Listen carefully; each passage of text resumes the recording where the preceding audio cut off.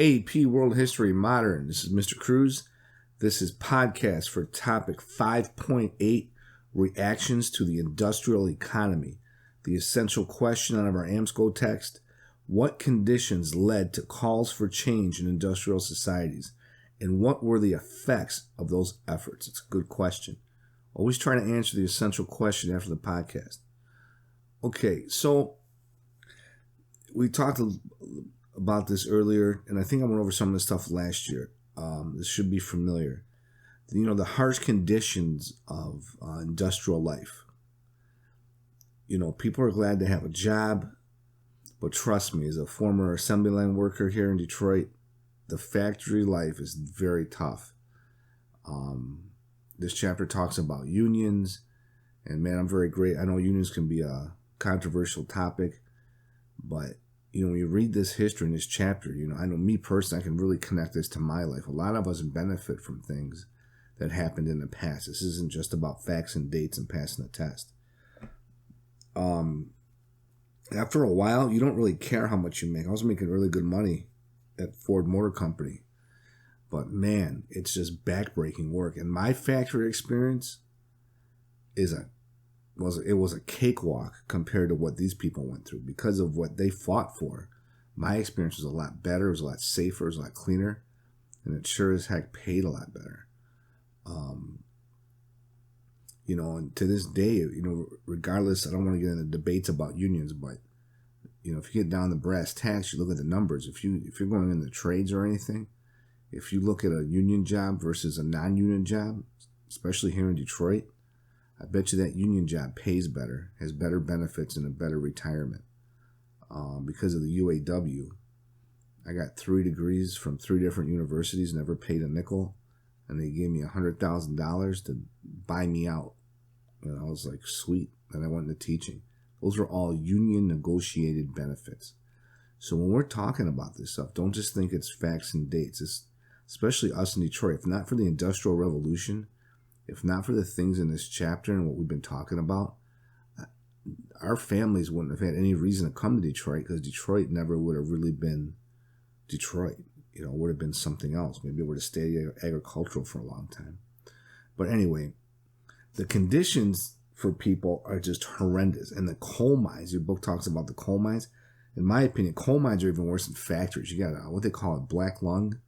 Google that. It's pretty disgusting. These coal miners are dying young. You're in this tiny little workspace. It was just pretty horrible. It was inhumane. Okay, the working conditions of the Industrial Revolution were inhumane. And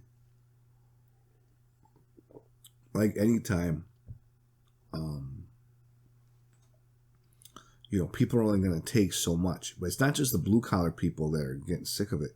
There's philosophers that are coming up with ideas to address these issues. And social reforms are going to be called for. And you're going to have a group called Utopian Socialist. You have workers from trade unions. They're going to advocate for, you know, its basic needs. You know, again, today we benefit. If any of your parents work in a union, you know, this is why they have better conditions. You know, the fight that's fought here. They're going to advocate for higher pay, safer working conditions. And we're going to see various ideologies and political movements are going to emerge. Some will promote these like alternative visions of society. And if you remember last year, I believe I had most of you when I talked about communism and why, like, on paper, something like communism can sound really good. It never just really pans out the way it sounds. But try to go back to that. Try to remember that as we go through this topic. But reforms are coming everywhere. It's not just Europe. We're going to talk about the Ottoman Empire, China, Japan, and they're going to have different responses and reactions to this economic changes in this chapter. How are they going to address these changes? And you're going to see certain countries, what they wrestle with is like an overarching theme of this topic. How do we modernize in the name of economic progress and being able to compete and survive in this ever-changing world without losing our culture. You know, that's something that's still to this day, right? So if you're taking notes, topic number 1, labor unions. Here's the top 4 labor issues during the 19th century. Okay, so topic number 1, labor unions, underline it. 1, 2, 3, and 4. Here we go. Working conditions are dangerous. That's number 1. 2, they're unsanitary. Think about when we talked about Upton Sinclair, the jungle, right? Meatpacking industry and slaughterhouses in Chicago. So number 1, dangerous. Number 2, unsanitary. Number 3, low wages. Number 4, long hours. There's a Sadler report released in 1833, and the report described these conditions. It made people in Great Britain, particularly in Parliament, aware of the need for reforms. Like, this is not good what we're doing to people. Workers respond to these conditions by forming labor unions. Just in case you're not sure what a labor union is, it's an organization of workers that advocates for the right to bargain with employers and put the resulting agreements in a contract.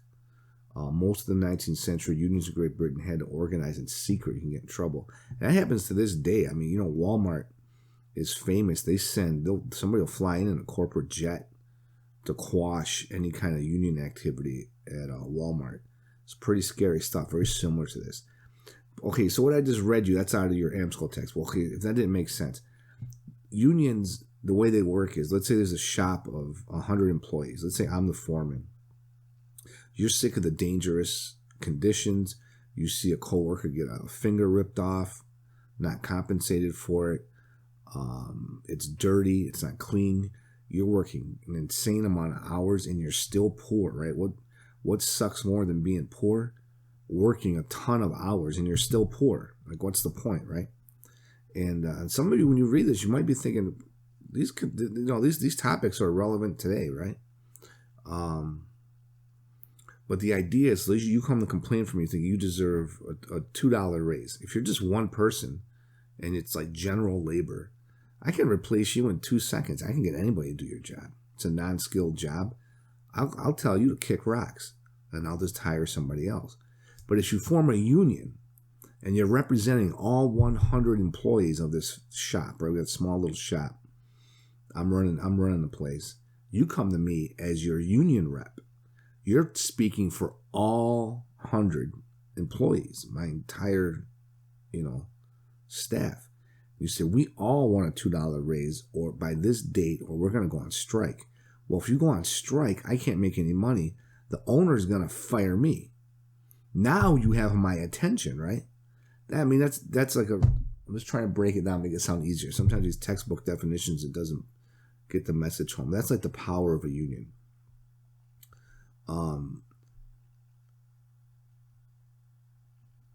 In the 20th century, unions are going to become more acceptable and membership's going to increase. And unfortunately, then they're going to decrease later. But I'm going to give you, if you're taking notes, you ready? Top 4 examples of how unions improved workers' lives. Okay, I'm going to give you 4 of them. Number them. Keep your notes organized. If we both do our job right, your notes and my test, it should kind of look the same. All right. Number 1, they won the battle to create minimum wage laws. Number 2, they put limits on the number of hours worked. Number 3, overtime pay. Number 4, establishment of a 5-day work week. These are things a lot of us take for granted. Okay, these things were fought for. You weren't supposed to have the weekends off. You're supposed to be working. And you work past 8 hours, it was the same wage. When I worked in a factory, I didn't really like overtime because after 8 hours on the factory, I'm so tired. Your back hurts, and I'm like, just forget it. But man, knowing that you were making what were we making back then? 30. Making like $50 an hour once you're on overtime. So you come in on Saturdays, $55 an hour. That was a long time ago. That's good money, right? It kind of makes it worth it. Back here, they weren't getting that. They're just, you work 12 hours. It's the same low wage, man. It's terrible. Okay, another thing union got. So another topic. Voting rights. Union sparked a larger movement. Okay, we're getting a new topic, voting rights. Union sparked a larger movement for empowerment among the working class. So you're going to empower the working class now. Now they have a voice. So we've been talking about how the working class is getting exploited. So this is their counter to the exploitation, right, of the owners of all these factories. So in 1832, 1867, 1884, British Parliament is going to pass reform bills to expand the pool of men who could vote, thereby giving more representation to the British cities. There's power in voting, right? So now you're going to have more of a voice. Because, if you give up that power, if you don't have a voice politically, people will exploit you and take advantage of you till you die. They don't care. It's all about money. The acts reduce property ownership qualifications as a requirement for voting. So now you can own some property. So now you get a seat at the table. You own property. You get to vote. You can get involved in politics. You're going to be able to, not let these guys just run over you. You're going to have some say-so. These reforms are going to lay the foundation for an expansion of the right to vote for all men in 1918. British women would not gain equal suffrage until 1928. Okay, next topic. Let's talk about child labor. Now, if you Google some pictures about child labor, Industrial Revolution, you see just the hopelessness and pain in their faces. It's not just the immediate, obvious setbacks for children. It's the long-term effects of child labor. It's a child or an adolescent, you're supposed to be where? You're supposed to be in school. Well, this is before you have those laws. You have a child working these horrible jobs. You can pay them less than you were paying the adults, right? And you weren't even paying the adults that much. So it's very child labor, very profitable, right? And you're also kind of guaranteeing a future workforce. What's that child going to teach their kid when they get older? They don't know anything. What are they going to teach their kid? How to work really hard and be poor, right? So you're setting the stage for perpetual and generational poverty. So you can, these business owners are like, we're going to have a pool of people that they're going to be uneducated and they're going to be happy to take our low wages, and we'll have employees forever. So this is the sin of child labor. So along with unions, social activists and reformers hope to improve the living conditions of the least powerful in society, people that have no voice. Reformer achievements that really benefited children. A law in 1843 declared that children under the age of 10 were banned from working in the coal mines. Now, that's progress back then, but you think, God, an 11-year-old could work in a coal mine? And I actually have a colleague at Medina University. He's British, in the education department. And his father worked in the coal mines and died very young. One reason he has a PhD now is because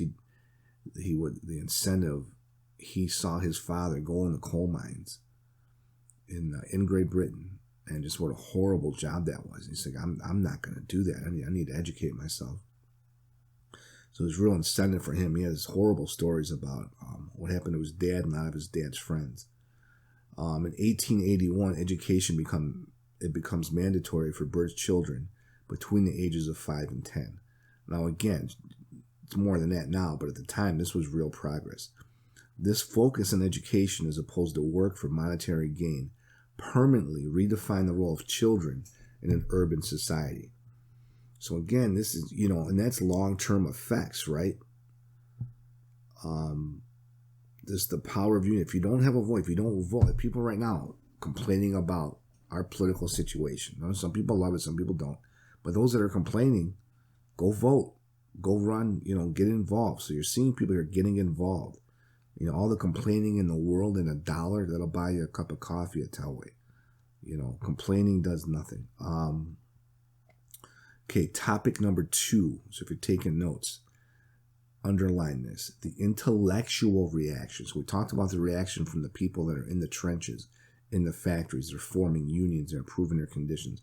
But now you're going to get an intellectual reaction here.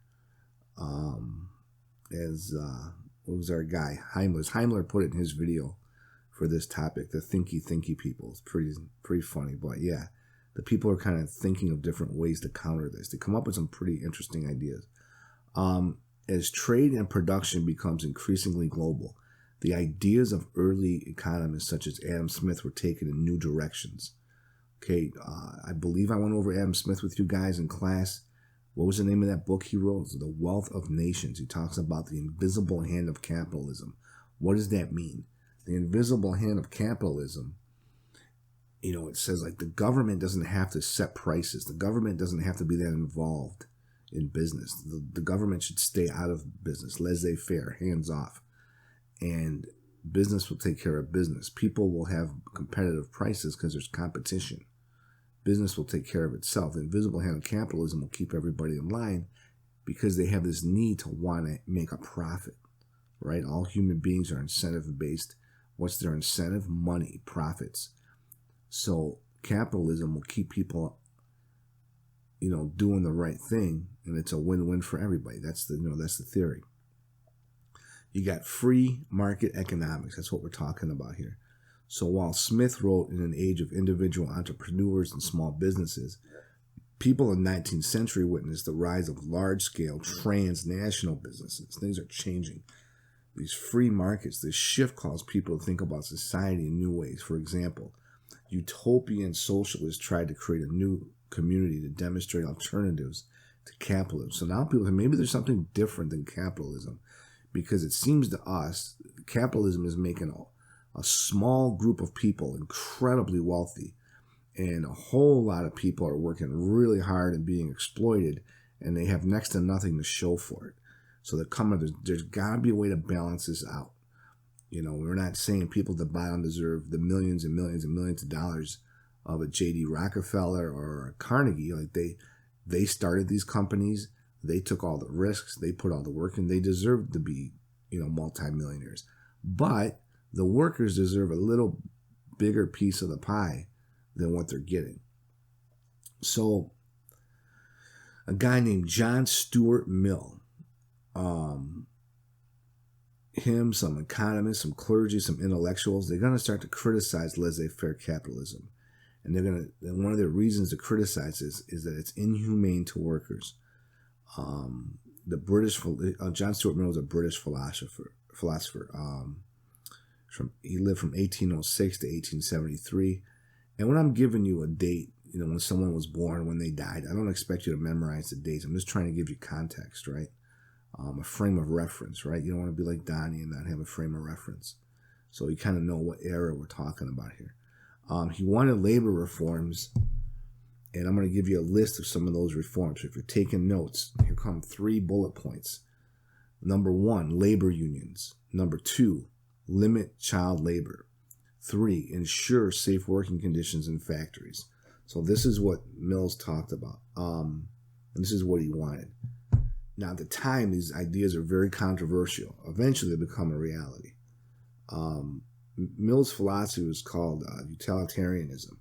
He felt that capitalism was, at its core, selfish. Selfish people will be rewarded. And again, it's all perspective. One person said selfish. A conservative counter to this argument is hard work. I have a lot of money because I worked hard, so I deserve it. That person's poor because they didn't do anything. They weren't as smart as me, or they didn't work hard as me. So some people will say that's selfish, but again, this is kind of open to interpretation. It's up to you to decide where you fall on this. Rather than state a set of timeless moral rules, as many religions or ethicists did, utilitarianism sought the greatest good for the greatest number of people. I'm going to repeat that. It looked for the greatest good for the greatest number of people. In other words, there's enough money to go around. Not everybody can be multimillionaires, but nobody should be dirt poor, living in dangerous poverty. But unlike utopian socialists who wanted to replace capitalism, utilitarians, they wanted to address the growing problems they saw with it. It's like not dump the whole thing. We're not going to throw the baby out with the bathwater, but we need to make some changes. They viewed themselves as moderate, rational advocates of gradual reform. Gradual reform is a lot easier to sell to people than immediate hard reforms.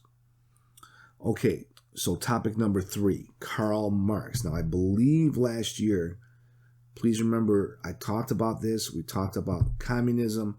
I gave you some examples from Ayn Rand's book, Atlas Shrugged, about what's wrong with communism.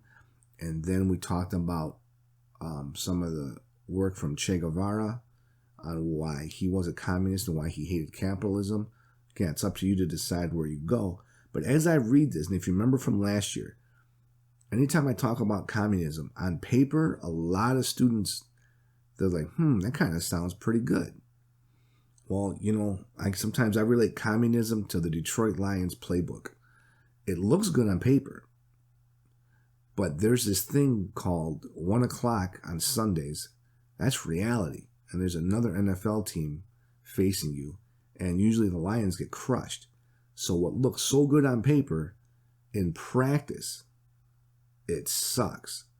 And I just keep that in mind. Think of how many people risk their lives in shark-infested waters going from southern Florida to escape the United States so they could go live in Cuba. If you add up all the people that have done that, it's 0. How many people from Cuba risk their life in shark-infested waters to come to the United States and try to make it to the coast of Florida? A lot, right? Talk is cheap. The numbers don't lie. But just keep that in mind. If we have time, I want to play part of a Joe Rogan podcast on this topic. It was really good. Because communism sometimes it seems like it's coming back. Like people think it's cool to wear a hammer and sickle T-shirt from the Soviet Union. Read the Gulag Archipelago. It's a 3-volume set by Solzhenitsyn that'll let you know how cool communism is. But anyway, so we're going to talk about it, but we're going to talk about, this is kind of on paper, how, what it was supposed to do. Topic number 3, Karl Marx. So write down your notes. While most reformers wanted to fix what they considered problems with capitalism, some people wanted more extensive changes. So Karl Marx, okay, he's around from 1818 to 1883. He's a German scholar and writer who argued for socialism. So at first he's arguing for socialism, right? I know that's a hot button topic now in the election year. Most people I talk to, whether they like socialism or don't like socialism, they can't even really tell me what socialism is. So immediately, Karl Marx, he didn't call for communism immediately, gradual, right? He wanted to start with socialism. Unlike utopian socialist, and that word utopian, you got to keep in mind, I think I read this in Will Durant's book many decades ago, a few decades ago, not that old, but utopia, it's a Greek word that means nowhere. There's a reason for that. The utopia doesn't exist. There is no perfect system. I don't know who said it. I don't know, it was Winston Churchill, maybe. I might be misquoting, but, capitalism's the worst economic system in the world except for all the other ones that have been invented. It's not perfect, but it's better than anything else. That was his point.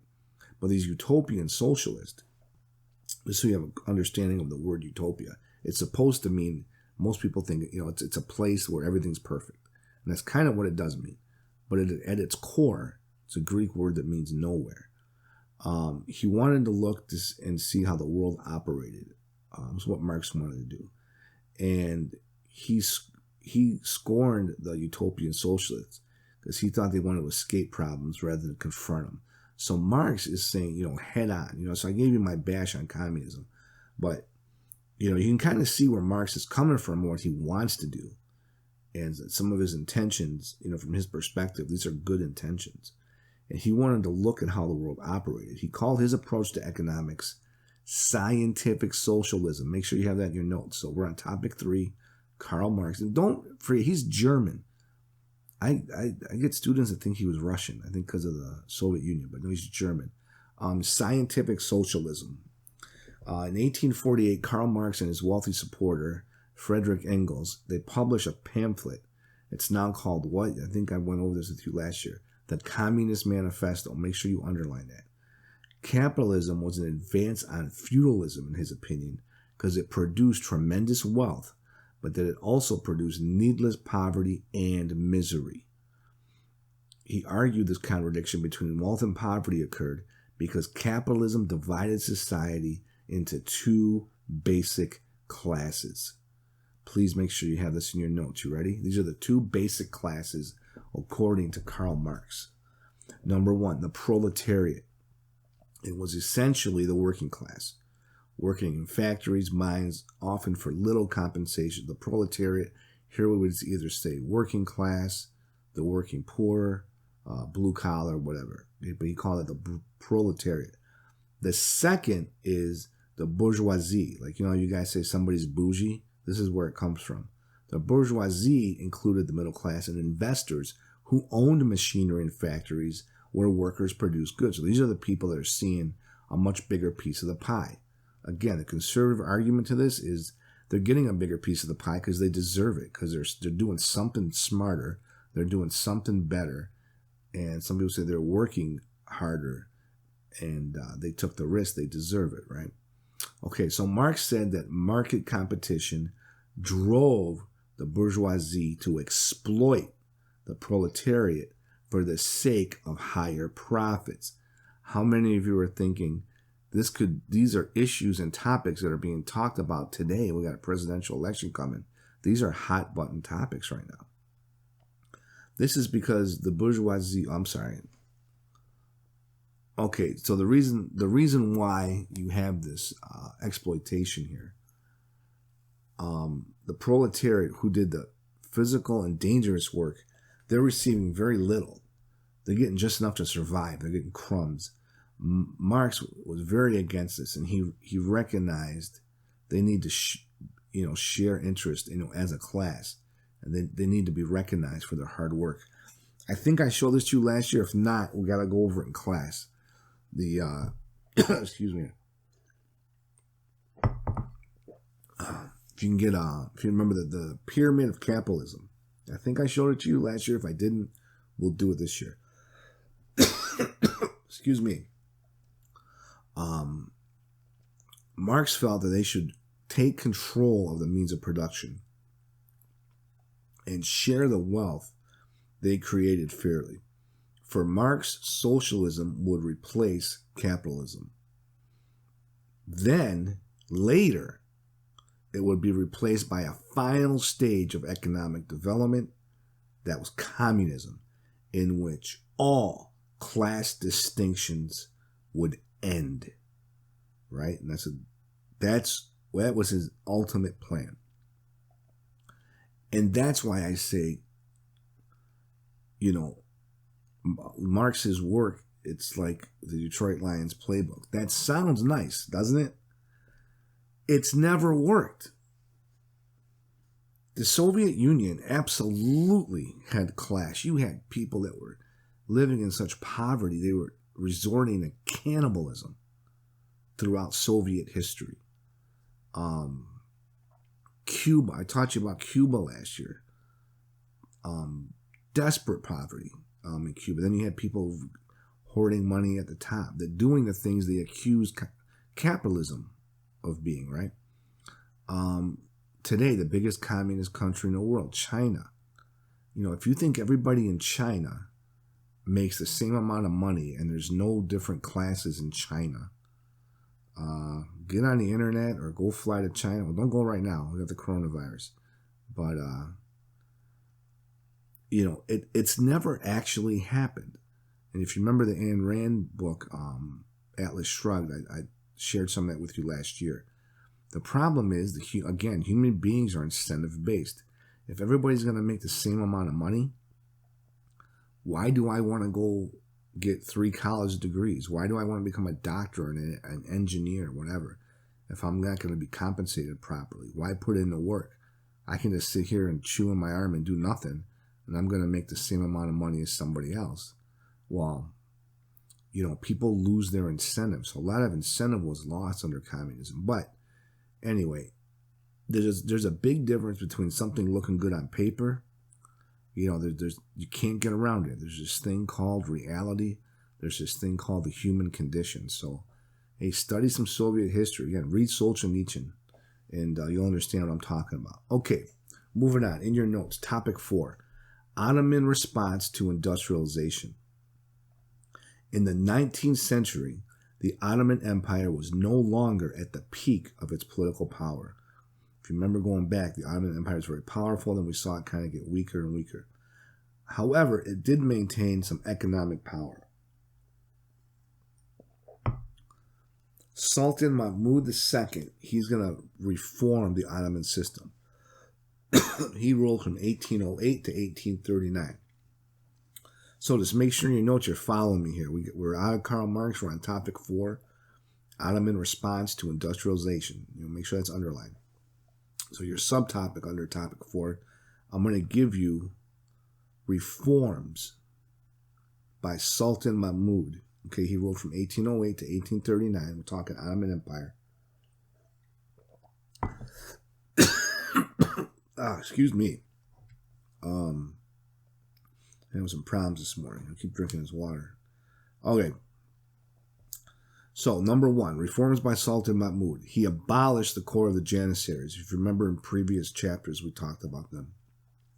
2, when the Janissaries revolted, the Sultan had them killed. So, how's that for a reform? Number 3, abolition of the feudal system in 1831. And this is going to mark the final defeat for the Janissaries. Number 4, military officers are no longer able to collect taxes directly from the populace for their salaries. Now, the thing with number 4, why that was important, is the old shakedown, right? Again, human nature. People, they're shaking people down. They're skimming off the top, right? Okay, number 5, tax collections went directly to the central government, which paid personnel, thus ensuring their loyalty. 6, building roads. 7, setting up a postal service. 8, set up a government directory of charities. And number 9, created European-style ministries in order to operate a central government. Now, who does that sound like?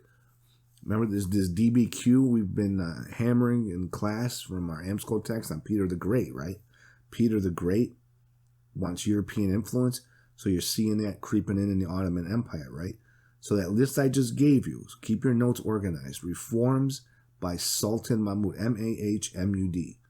I gave you 9 of them. Okay. Remember, every time a teacher or a professor starts numbering things in their lecture, your mind should be going, oh man, these are going to be good test questions. All right. So another subtopic. We're still Ottoman Empire here. Subtopic. Reforms after Mahmud, okay? They were called the Tazimat. I hope I'm pronouncing it right. T-A-Z-I-M-A-T. In other words, reorganization is what I meant. So these are more reforms after Mahmud in the Ottoman Empire. Number 1, get rid of long-standing widespread corruption in the central government. Number 2, elite religious education system replaced with a secular system for primary and secondary schools. 3, secular colleges were also set up specializing in military, engineering, translation, civil service, and other focused disciplines. Number 4, codified Ottoman laws, and he created new ones, including a commercial code in 1850 and a penal code in 1858. These codes made it easier for foreigners to do business in the empire, right? Number 5, in 1850, I'm sorry, that was my 4. Okay.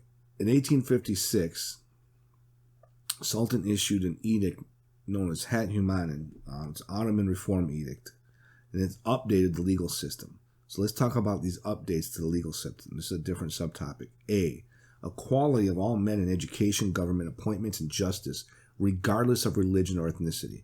The new legal system also regulated the millets, which were separate legal courts established by different religious communities, each using its own set of religious laws. C, Christians in the Balkans protested the new regulations because they felt that their autonomy was being threatened. D, Muslims, on the other hand, protested the reforms because they conflicted with traditional values and practices. Then, we're still under our topic of the Ottoman Empire, another subtopic. Sultan Abdul Hamid took power in 1876.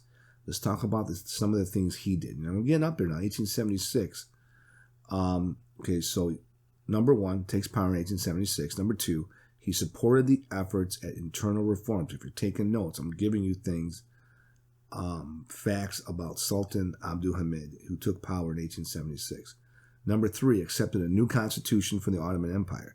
Number 4, he continued to emphasize primary education and secularization of the law. Number 5, a few girls were allowed to attend girls' secondary schools by the beginning of the 20th century. Not ideal, right? But it's progress. Number 6, however, the Sultan and the central government maintained tight control over the empire to ensure reforms didn't get out of hand. Advocates for reform, known as the Young Turks, were driven into exile. That you should know that term, Young Turks, right? We talked about them last year. What they did during World War I. Speaking of which, number 8, between 1894 and 1896, between 100,000 and 250,000 Armenians are killed throughout several provinces in what has become known as the Armenian Massacres. Okay, this is different than the Armenian genocide we talked about last year. Remember the pictures I showed you while World War I was going on? That's later. Okay, number 9. For this massacre, he received the nickname Red Sultans. That was 9 things on Sultan Mahmud II, who took power in 1876. Okay, if you're taking notes, draw a line. We're now on topic number 5. We're going to move over to China. Reform efforts in China, right? That's what this topic's about, is reform movements. Like other powers, China, under the Qing dynasty, felt pressure to modernize its major reform effort of the late 19th century.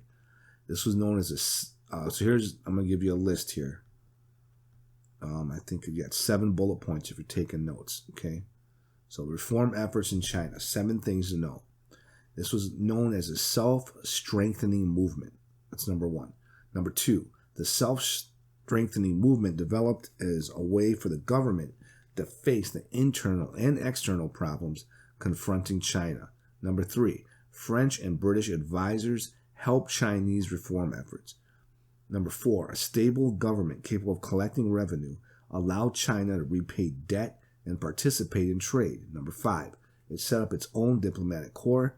Number 6, it set up its own customs service to help collect taxes on imports and exports. Number 7, it implemented modern ideas and technology into Chinese tradition rather than create major change. They were trying to keep their culture, right, and modernize. You know, it's a tough balancing act. Okay, so those are 7. Now, we're going to move on. We're still in China. In your notes, we're going to have a subtopic here. The Empress Dowager Cixi. It's not spelled like it sounds. It's Cixi. So Cixi led a coup d'etat. What's a coup d'etat, right? You overthrow the government. And she imprisoned the emperor. She repealed his reforms, so she wanted to keep things old school. She didn't like all the changes. And she had a lot of people backing her up on this. She went as far as stopping the railroad and telegraph lines from being built. So like, and then, a lot of people don't like change. And she's stopping economic progress for her country because she wants to keep things old school, the old ways, and in her mind, she's keeping her culture intact, and she's keeping it from Western or, foreign influence, which she thought would, pervert their culture. Eventually, corruption is going to lead to the collapse of the civil service system. Remember, we talked about that before. It's been a while, but we talked about that. Europeans started encouraging change, right? So you see a lot of the same things when we were doing our DBQ with Peter the Great in Russia. The Boxer Rebellion in 1900, I believe I mentioned this to you last year. Really good book by Diana Preston I got here in my study. I read some stuff out of that book to you guys last year. We'll get there again, but we're not at 1900 yet. But the Boxer Rebellions against Western influence, weakened by internal rebellion and fearing encroachment from Japan. So they got other issues besides the West, right? Japan's always on their mind. China, they end up accepting territorial protection from Western powers. And China's going to give them trade concessions in exchange for protection. This is kind of a mafia move too, right? In 1911, China's going to become a republic. They had resisted foreign invasion, and the U.S. prevented Japan from encroaching farther on its territory after the Russo-Japanese War of 1905. If you remember, we talked about Nicholas II, the Russo-Japanese War. We talked about that last year. Actually, Teddy Roosevelt's going to come in and kind of settle things here. Okay, topic number 6, if you're taking notes, underline. Resistance to reform in Japan. So now we're going to move over to Japan. But all this is our, remember, AP World History Minor is thematic. But our theme here is how are these different countries handling the issue of reform and change. So resistance to reform in Japan. In 1871, Japan is going to give samurais a final lump sum payment and legally dissolve their positions. Samurais are out. They're no longer fighting men and were not allowed to carry their swords. The Bushido, their code of conduct, was now a personal matter, no longer officially condoned by the government. They're getting their walking papers. Some samurai adjusted the chain by serving the government as elder statesmen. The samurai would become the main victims of Japan's rapid modernization. So that's a big one, right? The samurai would become the main victims of Japan's rapid modernization. Now, if you're using the star system in your notes that I taught you, if I repeat something, usually if a teacher or professor repeats something, once you write it down once, put a star next to it, because more than likely that's a test question. Then when you look over your notes, the test questions will just jump out at you. You kind of figure out the test before you see it. All right, reforms in Japan.